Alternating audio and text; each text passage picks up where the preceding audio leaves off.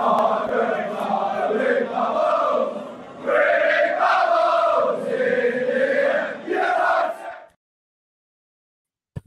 everyone, Nicky Hawkins here, West Ham Fan TV, back once again with another video now. We just finished the European game and we're looking forward back again to the Premier League, West Ham versus Everton. Moved to 2:15 this Sunday to be on Sky Sports, and I'm doing an opposition preview. I'm joined by the excellent Toffee TV's Ned, who is going to talk about the game on Sunday. How are you doing, mate? I'm not so bad, mate. Looking forward to get back on Sunday. How are you? I'm very well, thank you very much for asking. Now, so we was just talking on your channel. We've done a preview for Toffee TV just now, and we was just talking about the form of the two teams. I wouldn't say the worst, but definitely not the best. Yeah, I suppose both. You know, in terms of performances, they've both been okay. We've both been hard to beat, I suppose, solid. Most teams are always, will always give you a game. And in terms of Lampard, he's made us more harder to beat. He's brought the likes of Cody and Tarkowski in. We've really shut up that defence. We've only kept one clean sheet, but we've not been scoring 3 or 4 every week. Some games last season we conceded 4 or 5.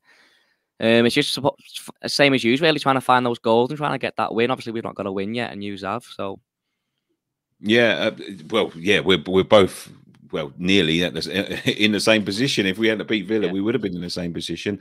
But I don't think, in terms of Everton, I mean, I watched Everton a lot last season, and they were pretty dire week in, week out, and it took a real last minute effort to get them out of it. I was a bit worried this year. I'm going to be truthful, especially with a manager in charge. I didn't think Lampard had it in him.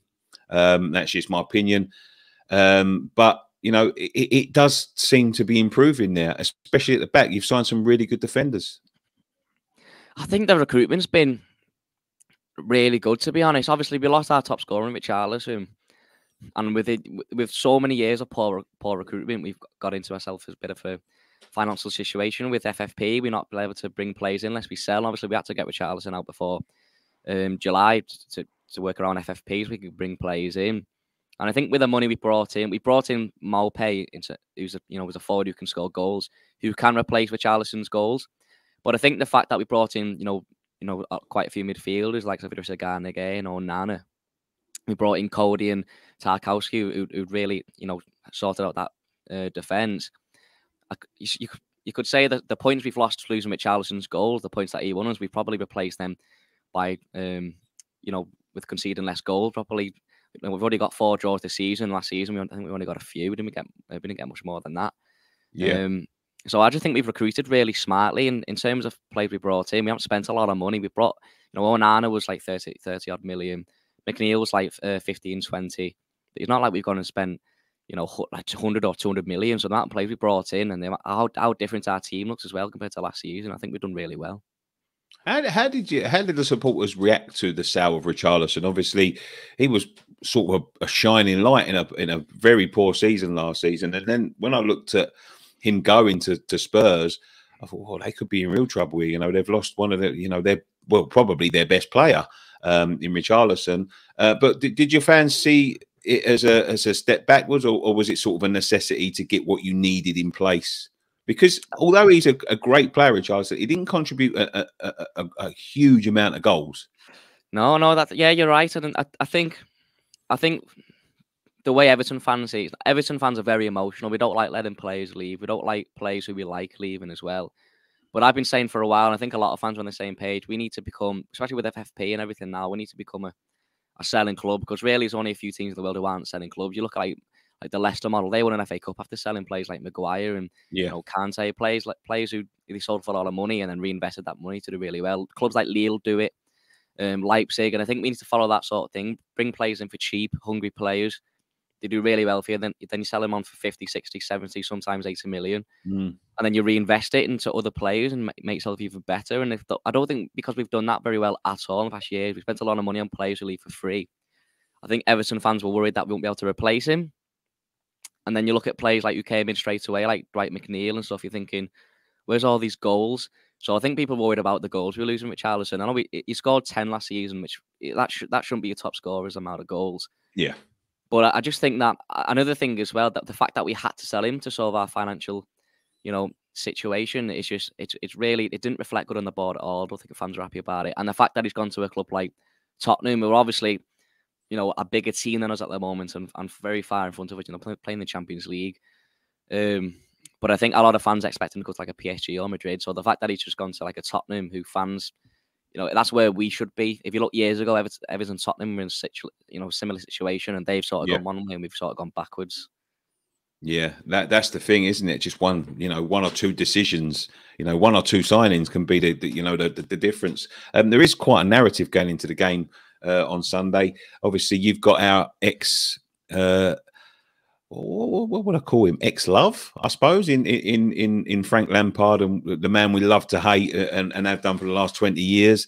As your manager now, we've got your old boss as our manager, who, I think a couple of seasons ago, when we re-signed Moyes, not only did we not want him, but you was laughing at us for getting him, and that it probably turned out to be one of the best decisions we've made in terms of modern day managerial appointments. It's going to put a real sort of sting in the tail of the game, isn't it?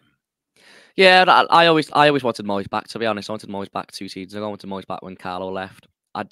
Moyes is someone who comes in and makes you stable, and what Everton need now is stability. Just be a stable team, get mid-table finishes for a couple of seasons, get into the stadium and start building from there. And I think we've just been, we faced relegation last season, and it was a very much near miss. In terms of Lampard, I wasn't so happy when he came in. Obviously, like I said, we were battling relegation. So for a manager to come in who had this experience, that I was a bit worried. But I think what Lampard has done with his very much modern coaching staff, got a big coaching team. You can see something that he's building, and I think the fact that we haven't won a game all season, and Everton fans are still singing his name and excited to watch us to play, which is a good few years I've not been excited to watch Everton play. It really shows you like how good it has been so far, like under Lampard, because you can see something's building, and I think all the fans are behind him. So it'll be a good game, yeah. Like I said, Moyes teams are always hard to beat, and certainly since he took over West Ham the second time, he did the double overs last season. It's been really hard to beat. So, but I'm looking forward to it. I always like playing West Ham. It's always a tight game.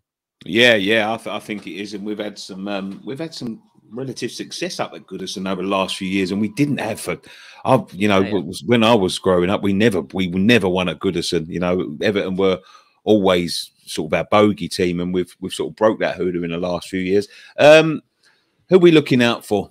How is Mopai? Because we're always frightened of Brighton players. So how's he settled in? Well, he came into a team that hadn't been playing with a striker all season, so we were really missing that presence up front. Someone who can keep hold of the ball, someone who knows the position, someone who's a bit better back to goal. So he came in the derby without having to play the game all season, and he was really, really good. Well, for me, I thought he was really good. He didn't score a goal or anything. He missed a chance which he should have been scoring. Really, I think if he's fit and sharp, then I think he scores them. But he's always a danger. He's small. He's not rapid pacey like a Damari Gray or Ronaldo or someone, but he's quick. He's quick on the ball. He's a nuisance. He's a little dog, isn't he? Yeah, it's just a nuisance. I'd be looking more like Anthony Gordon. I think Gordon obviously scored 2 goals this season. He's getting better and better. He makes things happen.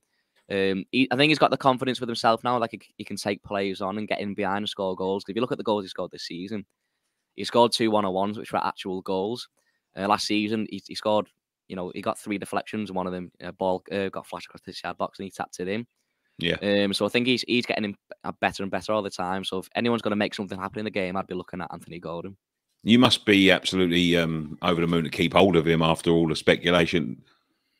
Yeah, well, like I said before, Everton fans are emotional when clubs come after our teams, and I was in that situation. I was looking, well, from a business point of view, if Chelsea offering like 50, 60 million, he's not worth that. He's worth that to us because of who he is. And the type of player he's a young talent, but he's not a 60 million man player. We could go get someone for 20 million who can probably replace it or score more goals than him and replace him. But in terms of the message it was selling him, I wasn't too happy about it. So I'm happy that we've kept him. And I suppose the calculated risk is keep him, and hopefully he gets better and better, and you sell him for even more, or he becomes a club captain and an Everton legend or a hero, you could say. I was going to ask you who the star man is, but I think you've already answered that in Anthony Gordon. Let's have a prediction, Ned. What do you think is going to happen this week? I think it'll be a really tight game. I think the momentum we got out from the derby, and then I suppose a good thing about what happened last weekend is that we didn't get to play the Arsenal game, because I think if we went there and got a spanking, that would really take the momentum out, a bit of the confidence out. But I think off the back of a really good performance against Liverpool at Goodison, going into a team that's not really particularly having a great season in terms of results and points, and a bit under pressure to get another win, I'm feeling confident that we can try and nick a 1-0 win or maybe a 2-1 win. I think we'll concede, to be honest. But so for us, it's about trying to find those goals. Obviously, we got Dominic Calvert-Lewin back. I don't think he'll start. So we can come on and maybe try and get one, or more play can get his first goal for Everton. That'd be great. So I'm going to say 2-1 win. But I do think it can go either way, because obviously Moyes wants that win. Moyes obviously knows how to win at Goodison. I think it'll be a really tight game. I think it'll probably come down to a set piece, to be honest. But I'm going to say 2-1 Everton. Yeah, do you know what? I'm going to say the opposite. West Ham, 2-1 to West Ham. But Ned, thank you so much for joining us on this opposition preview. Where can our subscribers find you if they want to see more after the game on Sunday? Just on YouTube. You can find our reactions on YouTube after the game. We do a final word after the game, a little review on the game as well on YouTube. That'll be out next week. And then we're all on social media as well at Toffee TV EFC. That's fantastic, mate. Thank you so much. If you're new around here, subscribe to us. Subscribe to Ned as well. Why not? YouTube, it doesn't cost anything. Spread the love. But thank you very much for joining us. One thing left for me to say, come on, your ones.